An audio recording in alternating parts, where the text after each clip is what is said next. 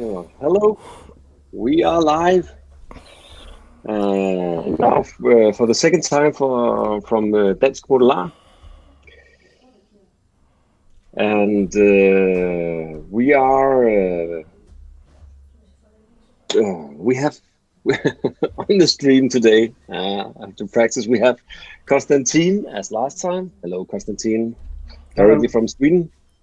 We have Ed on the bottom row here is directly live from somewhere in Chile, and so am I, but a different place in Chile. We're talking to you from our studios slash dining rooms slash, I don't know, sheds somewhere. So the plan today was just to have a chat around different subjects.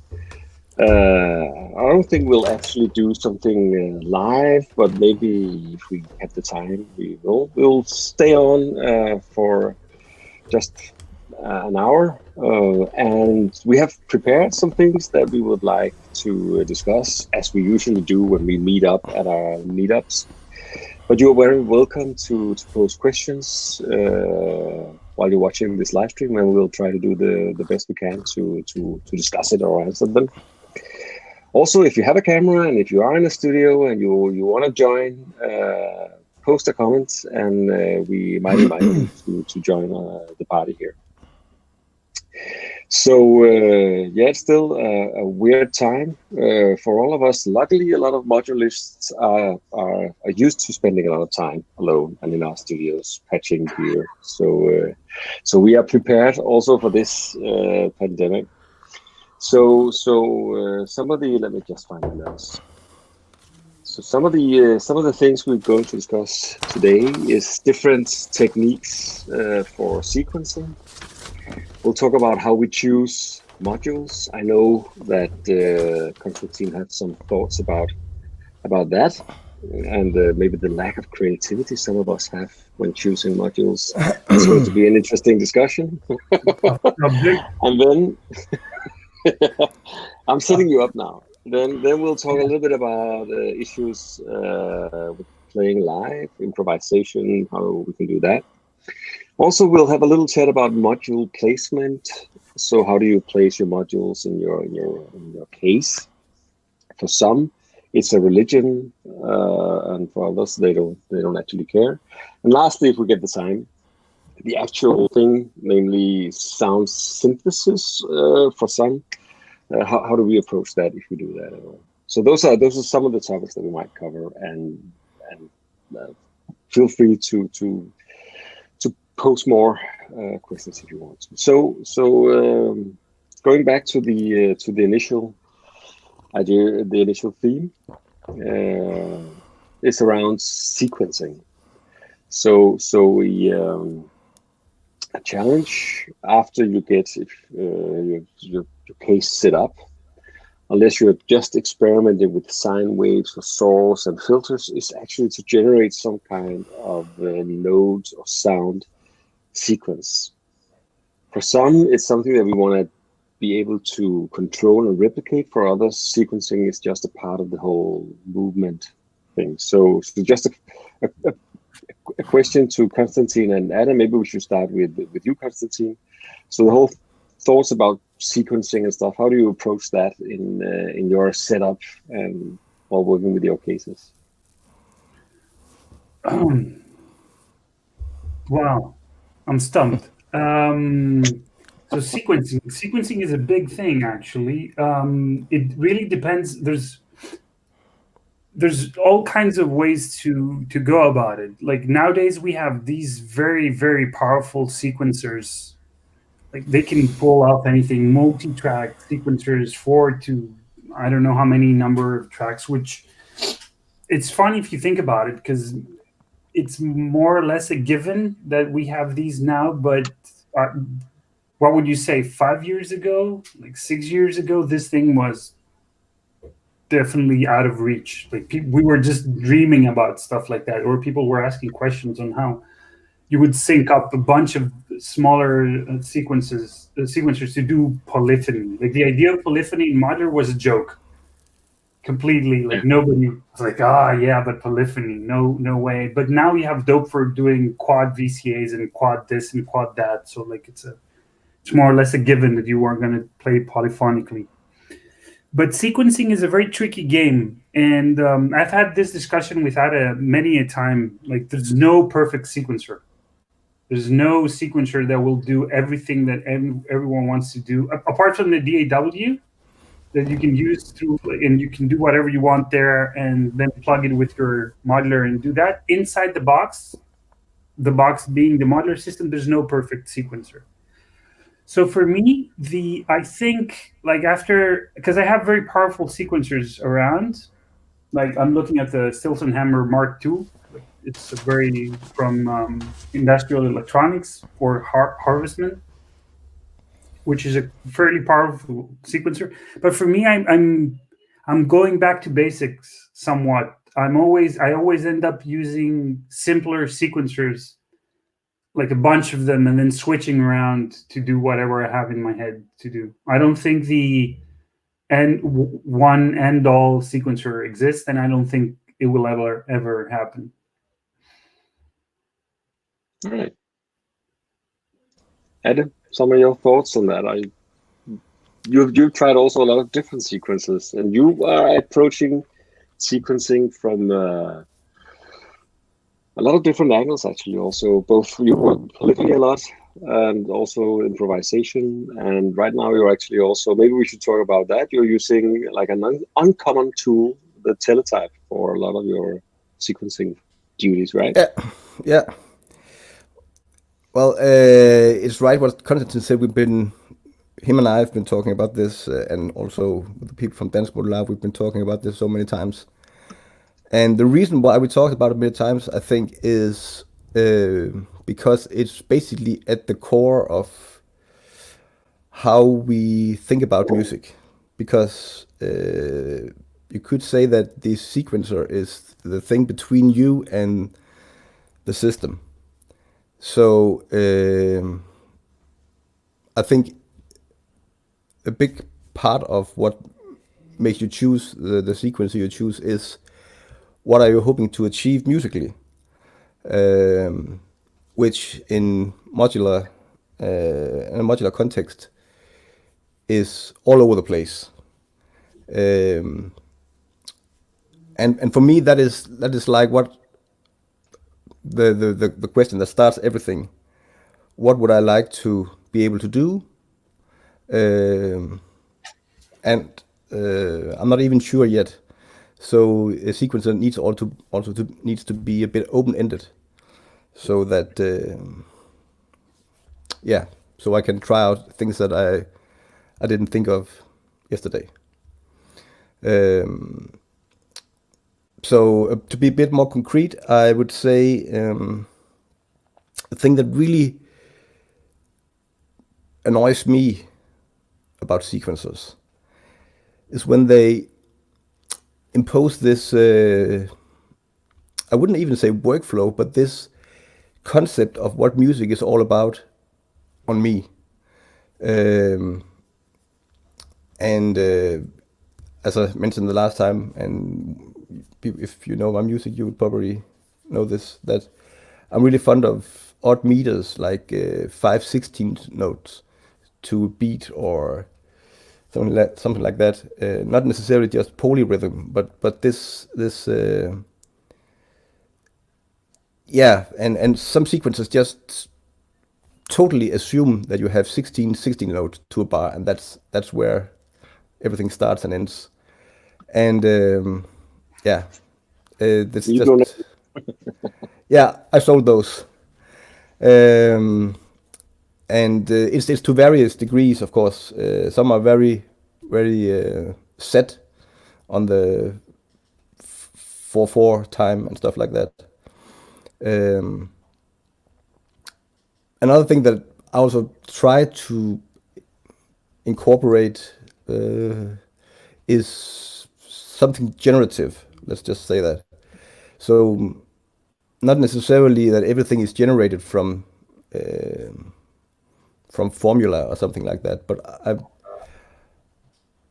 I appreciate that the system will push something back at me, like if I was playing in the band and somebody suddenly did something unexpected.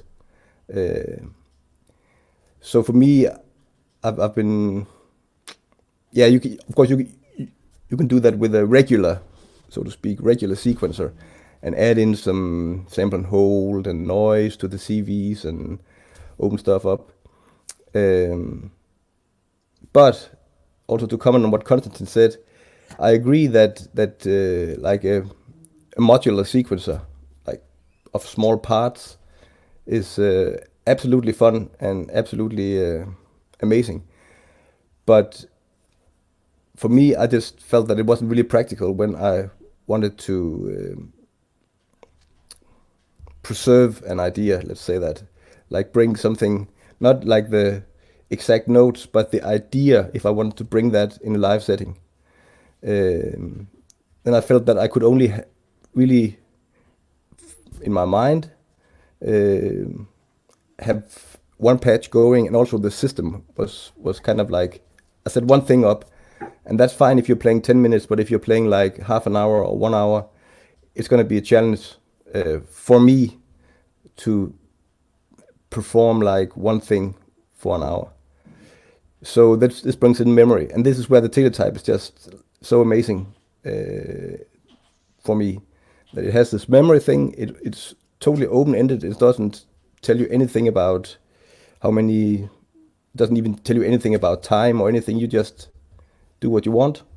And it still has this memory, and it's an open-ended nature with the whole formula thing, and you can just put that in a bit if you want, and you can go totally crazy, bleeps and blobs and no time signature, and you can control you can go in and out of this blurred random area. But that depends very much on how you actually use the teletype. So you're talking about the teletype module from Monome, which is like maybe we can see it on your rack, Konstantin. You have a video there, or you can let's check it out. It's a very intriguing module, and it's also very it's a little not very. It's a little bit obscure, right? You need to you have to you make small programs that control different voltage outputs from the module, as far as I understand it. Yeah. And in that sense, it is very far away from any usual way to approach sequencing, like you see it in the DAW, or even, I mean, Agreed. you can't even do like a tracker based or step programming based sequencing. Well, not because it doesn't have that much memory, it doesn't have that much interaction opportunities. It actually does, right? Because it has like a 4-track 16-4-step tracker. No, it's not necessarily, as Atte would probably correct me, it's not a tracker. It's called the tracker. It's a 4x64 array that you can use any way you want, which is a quick way of thinking. I don't know. I don't have like a keyboard right now, so I don't think I can access it I can't access it like this without the keyboard. But you can definitely use the array as a 64-step tracker if you want to. Yeah. It doesn't take much programming to do that. So it's a funny notion, right? Because I mean, for some, going into the modular world is getting away from doing stuff in the box and at the computer. We want to devolve back into some tangible interaction with knobs and faders and touching up physical stuff. And with the teletype module, you're going directly back into the box. But Carsten, you recently got that module. What is it that attracts you to it? There's all kinds of things. And I have some questions from something that Ate brought up, but I'm taking notes, so I'll address it in a bit after I answer your question. The nice thing, it's funny because there are modules out there, and that kind of first thing is that they're open-ended, so it's up to you on what you want to do with them. But I like the fact that there are some modules that are kind of taking the idea of modularity to heart. So a good example for me would be Surge, like the Surge modules, the idea that it's up to how you patch it, that it becomes what you want it to become. Even though the aspects of a Surge module are pretty one thing, doing one thing only, but the idea is you patch it's patch programmable, as we call it. And the same thing applies. A good example is Stages, right?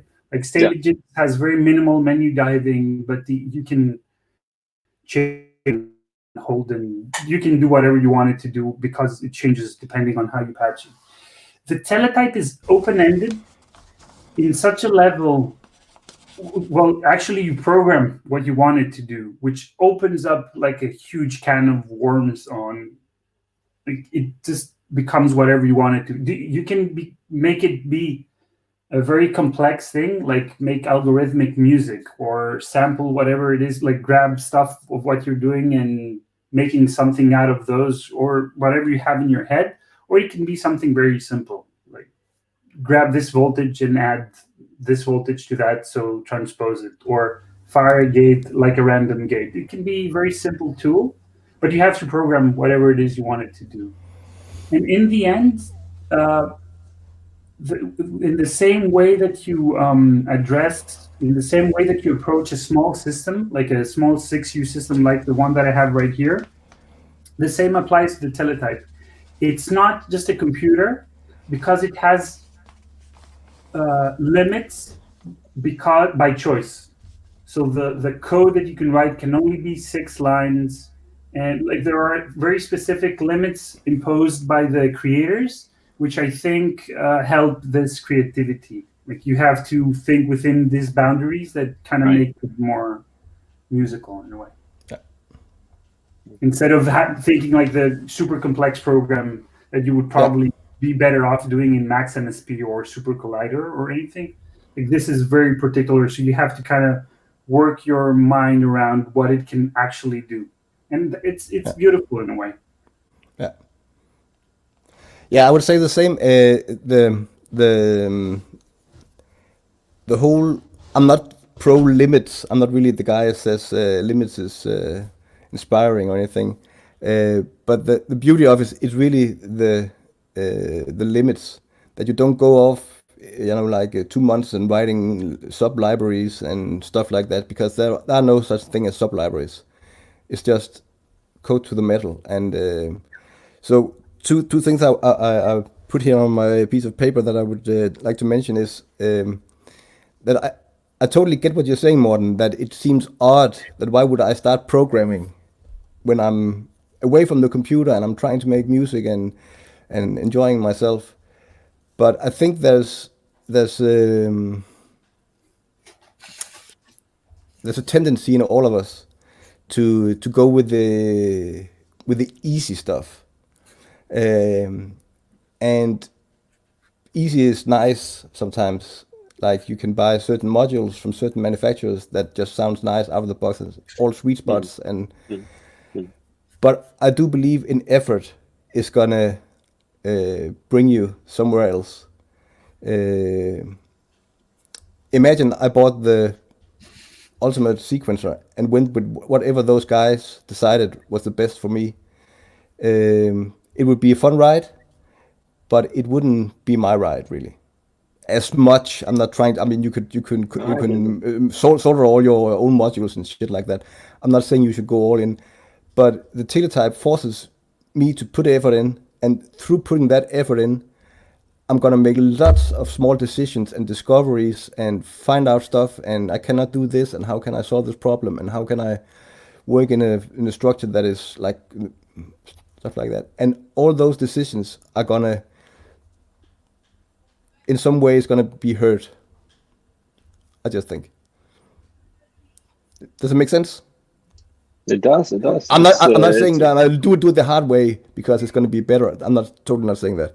And I would like to add just exactly after that I don't think any sequencer is the one to rule them all. So right now I am this close to getting a Hermod, which is like probably the exact opposite of the teletype, because it's very playable, like MIDI input stuff, and I imagine the combination of those two, because I miss playing, and I also play live, play melodies and chords and stuff live, and also on my channel. But the whole, yeah, I remember the first electronic music I made was just hand played into a sequencer, and that's just something else. So I imagine that the combination would be great. Again, no sequencer is going to end them all, and I'm really enjoying the teletype, but I miss playing a keyboard or stuff like that. Yeah, makes sense. What are you using, Morten? What are you using for sequencing? I am using. I'm actually pretty fond of my Pyramid, which is from the same company, Scorp, that are producing Hermod. And the Pyramid sequencer allows me, because I'm the kind of guy, I want to prepare a lot of small pieces, tonal developments and stuff. Typically, I use my DAW and work with stuff there, and then I bring those melodic tonal stuff and I bring those in the Pyramid hardware sequencer and bring them to the modular and see what happens there. There are some challenges that I have with that system, though, is that it is difficult to get like a very tangible way of interacting with your sequence. So I mean, there's quite a bit of menu diving and stuff if you want to change stuff from your small bits and pieces that you put together in the Pyramid.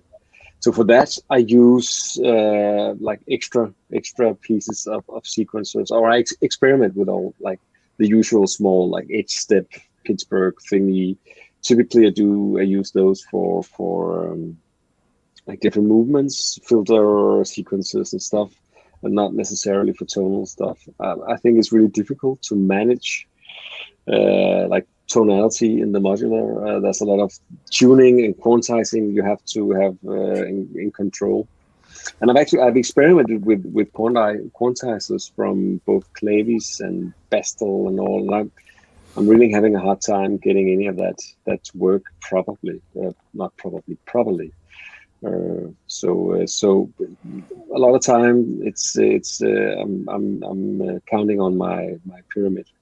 Recently, though, I've decided to experiment with connecting either an iPad or a laptop to an ES9, the new version of the Expert Sleeper's sound, like what is the sound? The audio card for modulars, and trying to actually use that as a sequencer instead of.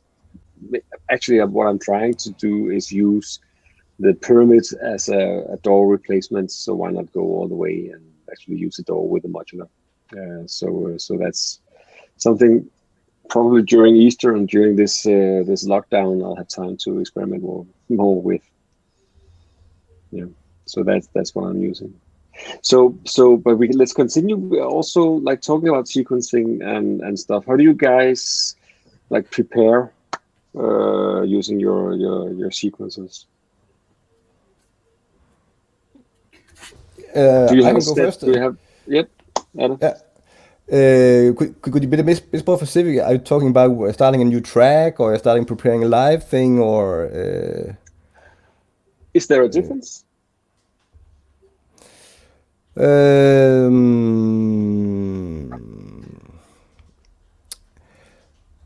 Maybe not that much. I don't think I really start in the sequencer. Mostly I start with some kind of exploration. It can be anything really. Like, recently I've been playing a lot with the Mystic Circuit Vert, which is like a module that is basically an analog to digital converter.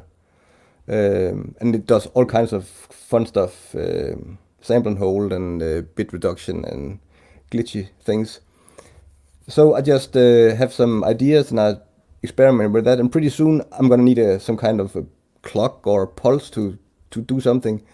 And then I start a new scene, it's called in Teletype, which is like a blank sheet, and start pinging, and it starts to be a tempo, or and I add some stuff, and some tonality might emerge, and I take it from there. So it's not like I start on the Teletype and code away and then see what happens when I put the modular sound in. It's a bit. It's an interaction. Yeah, it's really an interaction. The Teletype and some of the modules. And yeah. Oh, cool. How about you, Konstantin? How do you approach? One general thing I would say though is that in the last phase of the life of a patch, which I call a track, I could even be hard pressed and call it a song, which is what I do on my channel. There's a lot of iteration on the patch in general, but mostly on the Teletype, like small bug fixes, because I coded the sequencer, so a lot of small bug fixes, like, oh, so if I go to this and didn't think of that, oh, the bass is still playing, it shouldn't be playing because I decided this, but now it's blah blah blah, stuff like that. So there's a lot of bug fixes, and also putting all the interaction, like really getting that down, so that because out of the box the Teletype only has 2 inputs. Well, actually, it has 10, but the triggers are occupied. I can see it with some muting from me. So you have to really be careful about what you put into those 2 inputs. It's a dial and a jack in, and it takes a lot of time to fine tune that and really get something that is working. Like I want to be able to interact with the music through the Teletype. And also the modular, but yeah, so that takes a lot of time. I would say probably more or less a day's work to go over the patch and play it again and add a bit of new sounds and take some out and kill a few darlings and like finalize the thing. That's always the same. Like it's almost finished and then there's a lot of work.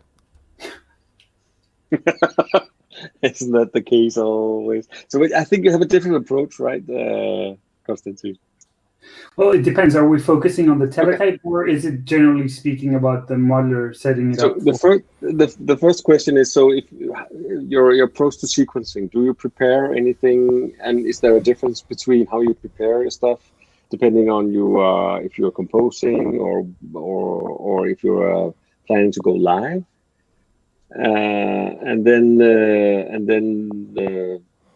think those are the initial questions. And the how do you approach that? I'm very curious. Generally speaking, I would say that since I don't know how much it influences the fact that nobody really knows me, so nobody really expects me to play very specific things when I go play live. Like there's nobody who's expecting me to play something that they would know, so that they would whistle underneath, like know the melody or something like that. And that, I think in it somewhat plays a role. So I have this freedom to go and play whatever I want. So for me, the idea of pre-composition in the modular system, which is something like something that I do up to an extent, is mostly about the bigger structure, which is something that I also find is very difficult to pull off properly just inside the modular system. Like to have a meta structure of where this thing's going to go in different pieces, especially if you're going to perform for a half an hour or more.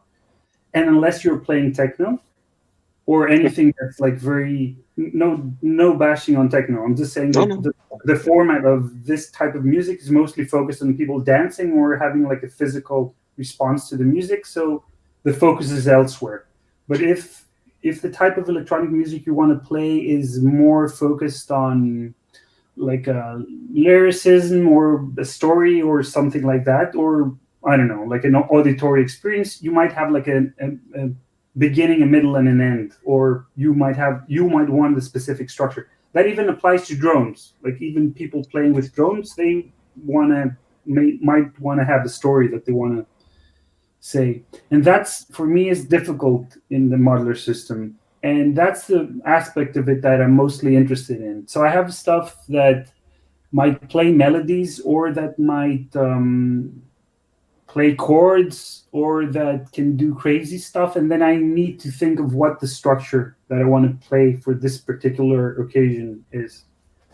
But there are stuff like the modules that I've shown previously, like the melisma, that you can create chord progressions. So that could be something that you can save inside. But it's something that I wanted to ask, well, at least put the question on the table when Ate mentioned the idea of memory, like the idea of having very specific stuff that you've created before to add it in. And my brain was like, why? Who's expecting a specific melody to come out? Like you can improvise whatever you want there. So it's not as if anyone is expecting a specific song to play. No, that's a good that's point. not the reason why I do it. Yeah, I'm a melody guy, right? I know. Yeah, it's a bit. I just watched I don't know if you or any of the millions of people watching us are familiar with the very fine documentary on Bill Evans. And I like Bill Evans. I like his piano playing, but he's also a pretty smart guy. And you can disagree with him, but I kind of disagree. I kind of agree with him.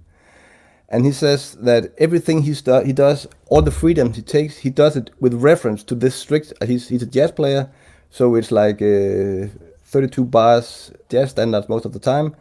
So he's taking a lot of freedom, but he's doing it in only so far it has meaning in reference to the strict squareness of the form. That's how he puts it. So for me, also coming from a jazz piano point of view, that's kind of like how I feel about improvisation. So for me, it has to be within a framework to really be at its best.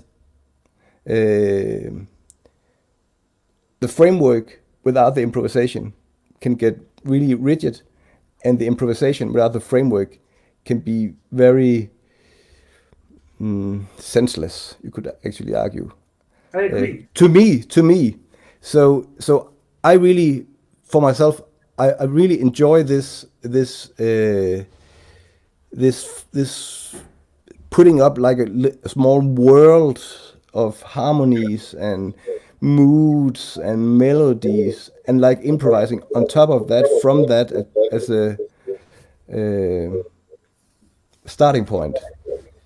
And it's probably I'm just very old-fashioned, but this is how I really think about my music. And as you both noted that, I'm just a melodic guy. I try to really work hard on the melodies and the structures and the harmonies, and think about those kind of things, and appreciate. Man, I can even appreciate a really big hit pop tune on the charts, even if it's well written and has a nice melody and nice chords. It can actually move me. It's not like I'm too good for that at all. So it's back to what I think what I started saying in the beginning. You have to think about, what do I want to hear, and how do I get there? And that requires some tools, that requires some knowledge, that requires some thought process, and that's really the reason why people have so many different takes, I think, on a modular system. Hopefully, because we all want something, want to hear something different from our systems. That's all I can say, really. That is true. It's a very personal approach, both. So I'm so unknown, and nobody is whistling my tunes ever. So I have no obligations to anybody, probably myself. I want to play music that people enjoy, but I really want to enjoy it myself. And I'm just doing it for myself. Make the music I would like to hear. I think that's a very healthy approach, and the best approach for ensuring that you don't go heartbroken out of all this is that you have to have fun yourself and do it for yourself. That's that's for sure. All right, so let's see. We had that helped, Konstantin. You had a little bit of feedback. Yeah, sorry for no that. worries. Yeah, it's because this Zoom device is super close to the laptop, so headphones would be. Yeah, well, we're still learning. So I'm still learning. Yeah, it's for the people watching. We're using a tool called StreamYard. It's the second time, and we're learning it. It's very simple what you can do, but what you can do it does like easily. So that's pretty good. But we're still learning. So cool. So we've been talking about like sequencing. We have like roughly 25 minutes left. So I think this is really intriguing. We had a small in Dansk Modular. We at the moment where we're not actually able to meet up once a month as we usually do. Maybe we should consider making a virtual online meetup for the next one. It's usually the first Saturday of each month we meet up, and Denmark will at least still be in lockdown on the 4th, which is sad because that's a funky date, dudes. Yeah, to have a meetup. 4-4. Yeah, but maybe we'll try. Exactly. Maybe we can do a virtual meetup. I don't know if we can use this platform, but that's. But one of the things that I was otherwise looking forward to discuss is this whole choosing modules, the approach to both. So how do different people go about exploring different modules? Do you have a master plan in your head on what you want to do, and then you buy and procure modules, or is it more of an exploratory process? And I can start with, for me, for instance, it's very much an exploratory process. I have an idea of a case that I want to do something, and then I check out different modules that I think fits. So I have this case thoughts that I want. I have cases that in itself is a collection of tools. So and how do you approach it? Maybe Konstantin, you can start. Well, actually, I'm thinking that based on what we were talking about sequencers before, there's a connection, because if I want to be very hardcore about it, I would say there are two approaches to modular. And one is, which I think would be most people, they come with an angle of, okay, what's out there? Oh, what does this do? This seems intriguing. I'm just going to add it in my arsenal of things. And the other approach, and this is how you approach sequencing, or the way that you might approach building a case, but it also has to do with how you approach each module. And the other one is, what do I want to do? Like, what do I have in my head? And what are the tools that are going to bring me closer to what I have in my head? And which, like, this, as I said, works on many levels. And you can, like, I mean, it's super easy to see that, like, was saying before, that if I buy even the really good, powerful sequencer, I have to adhere to what the people that made the sequencer have pre-assumed is how I'm going to be using it. And the more basic some of the materials that you have are, like the more basic sequencers and stuff like that, yeah, they're making assumptions, but in the end, they're so simple that you can kind of add a bunch of them and then push the direction of what you want to be doing. And for me, that's why, because I have a bunch of modules, but I'm breaking everything down to smaller cases.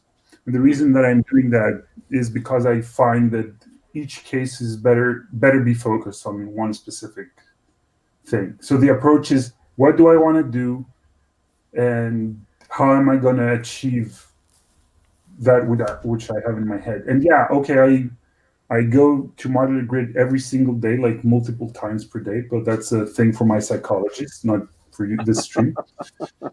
But it has to do with like. But then even when you look at new things, there's always the filter of, yeah, but how does it fit into what I have in my head? Like, how can I push this into the direction that I'm interested in? And I think it's a very healthy approach, even when you have a specific module, like even if it's a gift or you bought it yourself or whatever. I think the healthy approach is to push the don't adhere to what the machine is trying to tell you that it's supposed to be doing. And that's a very good, healthy way to approach the modular system. It's like, do whatever you want. What do you want to be doing? And what's the way to do that? And try to push the machine to direction that it's not necessarily meant for. Which was like, if you look back to the origins, well, of modular synthesis, but at least of Eurorack, with Dopefer and stuff like that. It was very simple modules doing one thing, and then you had to come up with unique ideas of how to combine these things to get where you want to go. But now, which is a very natural progression, I would say, we're mostly reaching a DAW status where things are like everything is a simple, like a package of ideas collected into under a single module. And you can, if I want to put and I know I've missed the question a bit, but I think it's good to think about these things. There was a point in time, I would say, around when mutable instrument braids came out, that there was a transition from the modules that did, not that there weren't any modules, but I think that was a very good point in time when there was a transition from the simple mind of like, okay, this module does this thing and how am I going to combine it, to modules that are a world in and of themselves. And I think mutable instrument braid is a good example of that, because it was funny. People bought it, were very excited, and then started complaining about the sound. But I rarely saw people using it as an oscillator and passing it through like a VCA and a filter and stuff like that. For some reason, the zeitgeist of the people were like, if you have braids, you can only use it as a single voice in and of itself. There's no reason to pass it through a filter. I don't know. Like that went away after a bit, but in the beginning, everyone's like, I don't get it. Like, I don't like the internal envelope. Use an external one. What's your problem? No, it's not an oscillator. It's a voice. So yeah, I think the approach should be more like what you have in your head and how you can make the machine do what it is you want it to do. Is there any kind of module that you would explicitly try to avoid? To avoid, from the top of my head, no. I'm not a big fan of. I like all modules. I love all modules. My main problem is that I don't like having to remember stuff. So button combos are not my favorite. Although I wouldn't avoid a module for just that reason. But generally speaking, I would say that, yeah, if it's too much button combos that I need to remember, no, I'm not gonna go that way. I agree. How about you, Adam? A different approach to choosing modules. You've been through quite a few also. Well, it's changed a bit for me. I mean, in the beginning I had like an oscillator and a filter, and that was obvious that I knew nothing. I had nothing.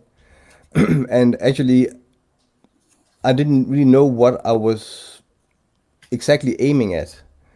The reason I went into modular, I mentioned it the last time also, was actually the interface. I had this dream in my head, and I still have this dream to this day, that if I work hard enough and practice hard enough, it's possible to be able to, with a modular system, control all the things are laid out in front of you in forms of wires, and it takes a lot of practice to master that, obviously. But anyway, that was the initial idea for me, and then you start to experiment with like first the really basic, making a sound module, and then adding a bit more and adding a bit more. And I would say like 2 years ago, I ran out of space in my home here, so I had to figure out what to do: buy a new home or start consolidating my system, and I chose the latter. So that was really the moment that I decided that I'm not going to grow beyond this size. Something really happened in my head. I quit my it's called Unicorn account on Muff or on the Modular Grid. I don't use Modular Grid anymore. Almost never go to Muff Wigglers.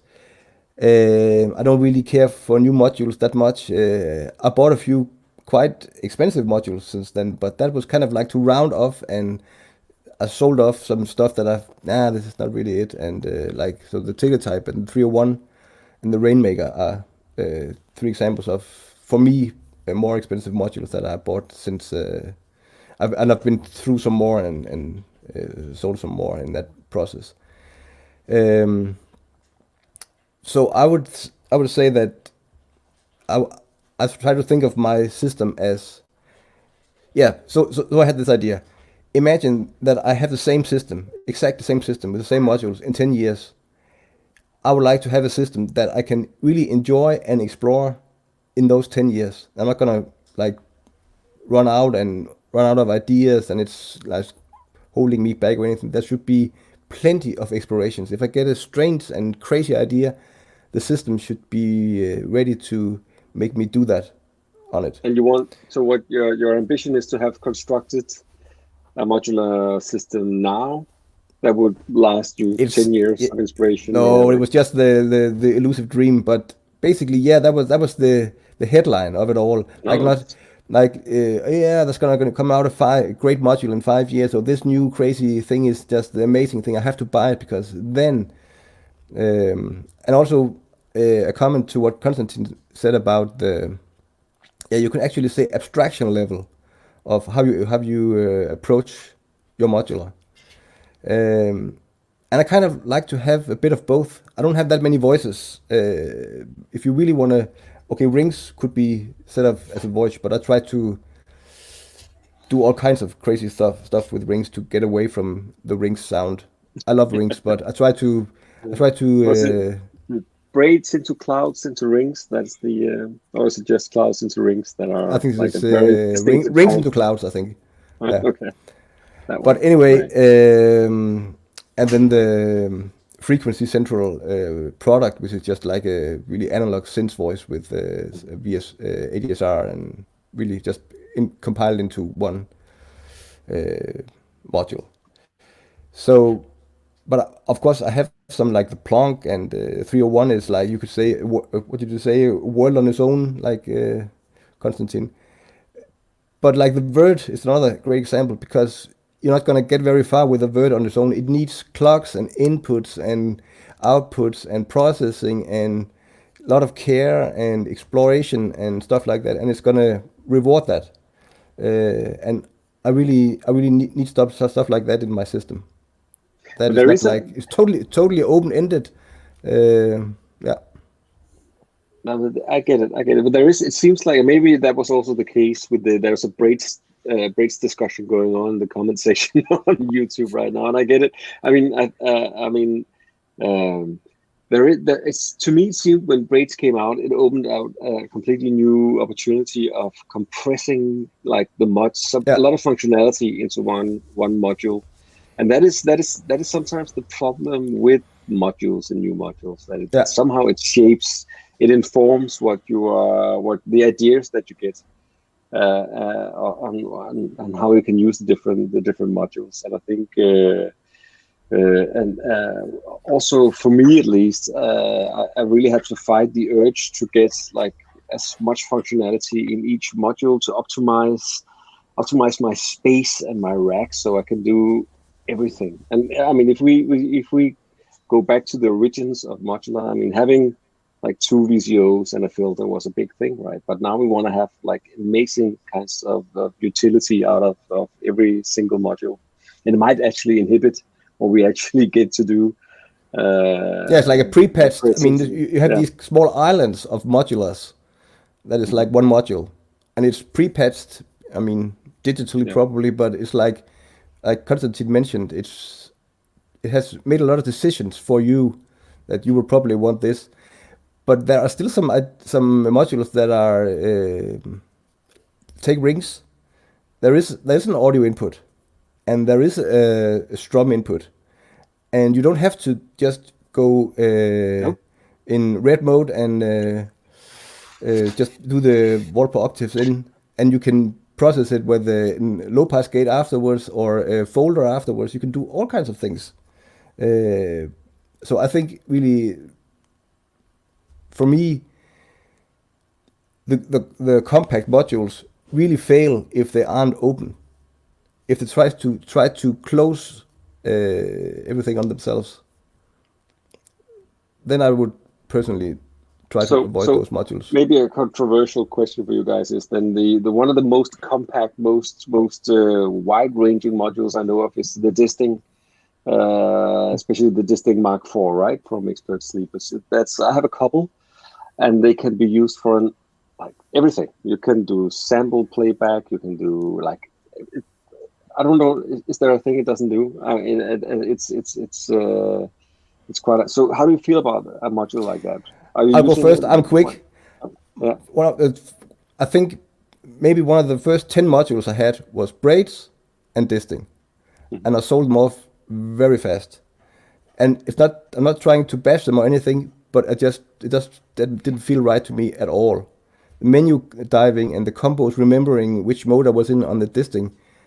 I mean, it's probably absolutely brilliant, and people recommend it mostly to beginners to get a sense of do I need a sample and hold, and do I need a blah blah blah comparator and stuff like that, because you can do everything, not at the best, but you can try it out, and then you can buy the real thing, go buy a real comparator or stuff like that. But I just didn't really deal with it, and the same with braids. I mean, yeah. So, but I was new and green, but yeah, for me, that didn't really work out. But the thing is, I love how sometimes you'll hear like very specific quotes, like PM for maths on forums. Like everyone needs to have a maths, or you can't have enough VCAs, and it's a Swiss Army knife for this thing. I have one. I have one, and it's like, I think it's the Mark IV. And it's a Swiss Army knife, but exactly as a Swiss Army knife. You wouldn't bring a Swiss Army knife to a knife fight, and you wouldn't be using a Swiss Army knife when you're on your kitchen table. Like, it's something that it's multi-purpose, but it's not purposeful for each occasion. So I have it on a very specific case where I'm doing physical modeling, like a single thing, because it's 4 HP. And I was torn between, maybe I need another comparator, or maybe I need an extra VCA, or maybe I need a reverb, or that. So I got the Swiss Army knife that was filling this specific question mark, or like, how am I going to be filling all this purposes in this very small size when I need something different, just a small iteration of this patch that I'm going to be doing. That answers that specific, like that module is very good for that purpose. And I also agree with and most people, when they suggest it to newcomers, like, yeah, get it for what it is, which is you're going to see different functionalities under the same thing. The other issue that I have, and that's very personal to me, I'm very opinionated when it comes to UI, user experience, user interfaces and user experience. So the idea of having one specific module that has like these specific inputs and a thing, and it's supposed to be doing like a million things, I 100%, I think the way that it's been done on this occasion is very good, but it can't be perfect. It's always going to be far from perfect because it's not made explicitly for this. But I think it covers a huge amount, like a huge ground, and I think it's a good thing to have around if you have like a very small case where you might come with this idea, and instead of going, I need to buy this, you're going to be this thing can do this for me. Exactly. Like at one point I needed a stereo compressor, and this thing made that happen. But your major, both of you guys, your main reason for doubting it is it's on the UI, right? It's Yeah, that's for me it was problem, totally right? UI. I had the version 2, and I think it's probably gonna be much better with the newer version with the, albeit small screen, but still, it's just too fiddly for me. I had this piece of paper all the time, like on my left hand and the right hand on the modular, trying to make this thing do something. Yeah. Yeah, that was just. There's an app for that now that can help you with that. But it's Jens, funny that you have to have an app, right? It's funny that you have to check your phone and get an app that's going to tell you what your It's like, whoa, what are we doing right now? Yeah, it's kind of weird in a way. Yeah. Yeah. I think we have a couple of comments on the chat right now. Jens talking about the select bus compatibleness of the disting, which is great, especially if you need some. Yeah, and that is true. And Kim, our favorite author, is talking about FMO. Is that fear of missing out? Is that yeah? That is a thing, definitely. Yeah. So, and that could be a reason for choosing modules. That's right. Gotcha. But what about so we have like just a few minutes left, and maybe just for fun, we'll save the rest of the themes for another time. But I think we should start to wrap up. So one of the things that we briefly mentioned was module placement in our cases. Is that a thing, or is it not a thing? What are your thoughts about that? Eddie, go first. Yeah, I mean, I went over my cases the last time, and maybe it sounded very deliberate or something like that, but I basically just throw stuff in, and seriously, I have stuff that cannot fit in the cases, and sometimes I need it, and just pull out the stuff that I haven't used in a long time and put the stuff that I want to try out again in the hole, and yeah. I do think about this case. So I don't know if it's possible to see it on the camera, but this is like 4 Mantis cases, and this one is what I consider my main case and also my live case. So I could, in a pinch, work on this one, and that means that every module has to be owner's worth in this case. Not necessarily placement, but the selection is. And right now have some plans, but anyway, that's the only case where it's really a bit thought out. The rest is a bit all over the place. Where there was a hole, I mean, my dinghies was for repair overseas, and in the meantime I built the monsoon, and now the monsoon is sitting where the dinghies Tycho was, and it's like a completely opposite direction of modules. It happens to be the exact same HP, so now my dinghies is in the drawer. So I mean, there you go. Yeah. So it's random. Throw it in where it fits, except for in your main work area. Yeah, maybe that's one thing that is important to mention, because what we talked about earlier with how we use the modular, I don't place modules together, kind of like think of them as a voice. I really would rather avoid that. I don't pair. I mean, a bit in the main case, but that's because hard pressed. But normally, I don't like have a specific bass drum patched up or anything. I mean, it's always something new, and that's what I really appreciate is the ability to change stuff up and shuffle stuff up, and you're gonna come up with new, maybe small things, but sometimes it's great, big accident, happy accidents. So when you're not really into like designing areas of your modular that does certain things, but it's like, you know, just to need to, I mean, as I mentioned on the Slack, if the cable fits between the two modules, they're sitting perfectly in the rack. That's all for me. That is true. How about you, Konstantin? Any thoughts on that area? Well, I spend a lot of time on Modular Grid.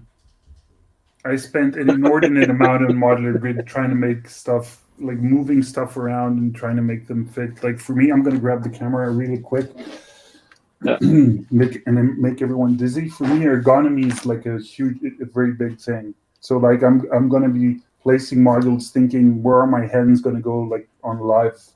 I need the buttons to be accessible. I need the faders to be accessible.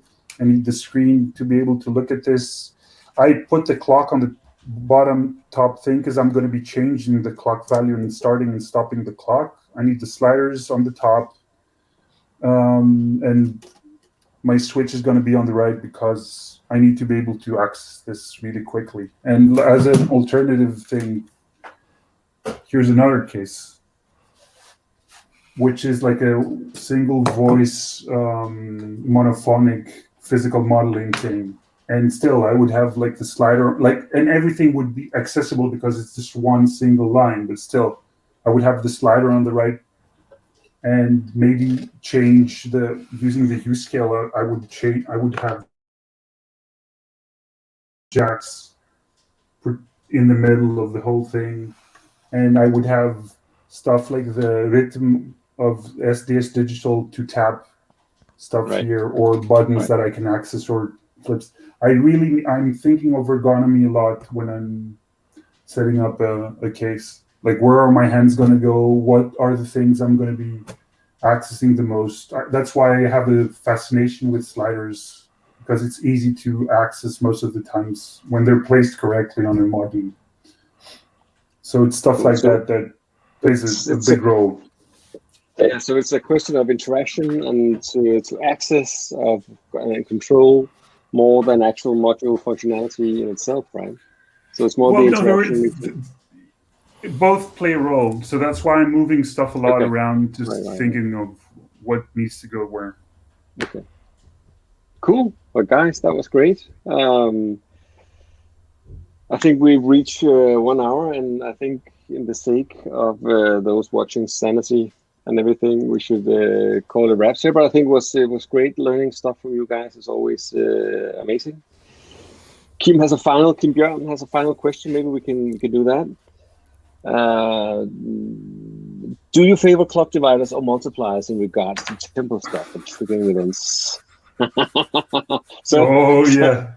Should we say that for the next time? I think we have to, because that is a good question. But I think that can be for us. I think we should keep it to an hour, and then let's have that. I'll put that in the notes for next time. So hopefully we'll be able to do a virtual meetup. We usually have them at the Rytmisk Center in the center of Copenhagen once a month. We'll try to do it virtually. And you guys, hopefully you can be there too, and we'll try to set something up. Otherwise, keep tabs on our Facebook page and ask questions and stuff. Thank you for spending your time with me this night again, Konstantin Adde.